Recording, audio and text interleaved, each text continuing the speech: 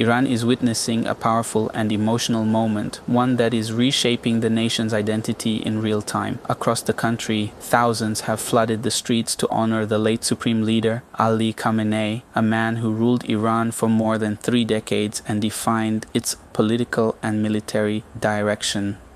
From the capital Tehran to distant provinces, crowds gathered in synchronized rallies, many holding his portraits high, chanting slogans, and paying tribute to what they call a martyr of the nation. These demonstrations are not random, they are carefully timed. The nationwide homage began at the exact moment of his death, a symbolic gesture reinforcing unity and remembrance.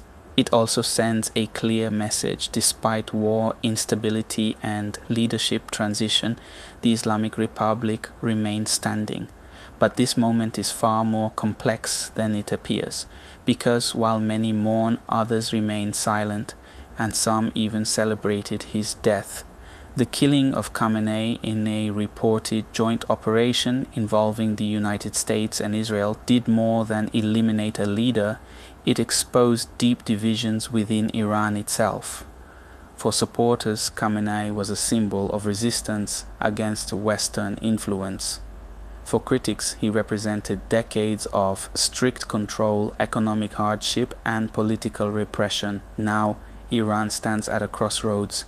His successor, Mojtaba Khamenei, has taken power, but notably remains absent from public view, raising questions about stability at the very top.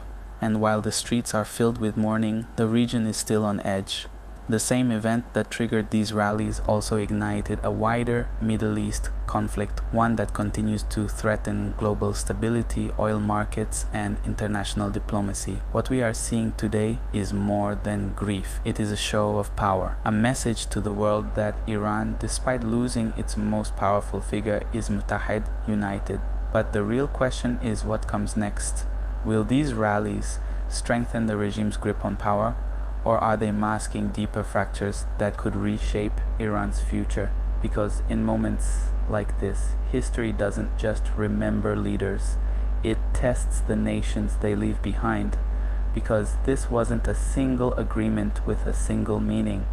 Instead, it's a deal with 2 completely different interpretations. Iran insists the ceasefire includes Lebanon. From their perspective, continued Israeli strikes are not just military actions, they are violations, serious ones. But the United States tells a different story. According to US officials, the agreement was never meant to apply to Hezbollah in Lebanon, which means from their point of view, Israel's operations are continuing exactly as planned, and that contradiction is where the real risk begins, because in modern conflict, perception matters just as much as action. If one side believes the rules are being broken while the other believes they are being followed, then the ceasefire doesn't stabilize the situation, it destabilizes it. And that's exactly what we're seeing now. Israeli airstrikes targeting Hezbollah positions have intensified, with hundreds reported killed in a single day. Entire neighborhoods have been reduced to debris. Emergency crews are overwhelmed working through collapsed buildings as the humanitarian situation worsens by the hour. At the same time, diplomacy is still moving, but not fast enough. A new round of talks is expected, with Pakistan stepping in as a mediator between Iran and the United States. A 10-point proposal is on the table, aimed at clarifying the ceasefire and preventing further escalation. But here's the problem: negotiations take time, and on the ground, events are moving much faster. Every new strike, every civilian casualty, every claim of violation pushes the region closer to something bigger, because Lebanon is no longer just a local battlefield. It's becoming a pressure point in a much larger strategic confrontation, one that involves Israel, Iran, and the United States all at once.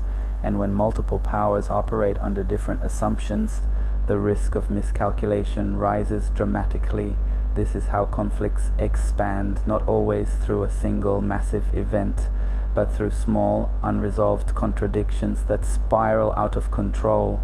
Right now, the ceasefire exists, but only on paper. In reality, the fighting continues, the destruction continues, and the uncertainty continues. The question now isn't just whether the ceasefire will hold, it's whether it ever truly existed in the first place. And more importantly, what happens next if no one can agree on the rules. Subscribe to World News Explainer for more update headlines.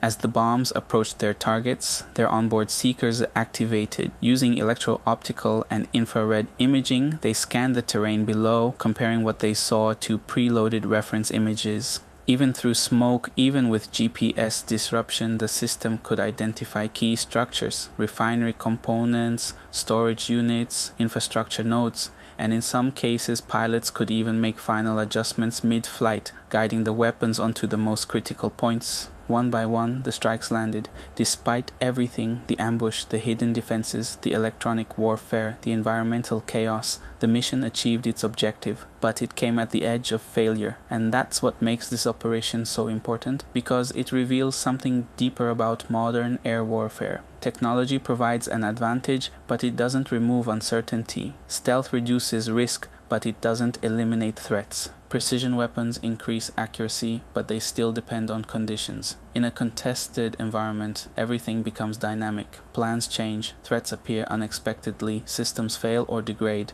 and in those moments, success depends on how quickly pilots and systems can adapt. This wasn't just a strike, it was a real-world test of how advanced air forces operate under pressure. When the environment is hostile, the margin for error is thin and every decision matters. And it raises a bigger question. If this is what a single strike looks like under heavy defense, what happens in a full-scale conflict? That's the part the world is still watching. The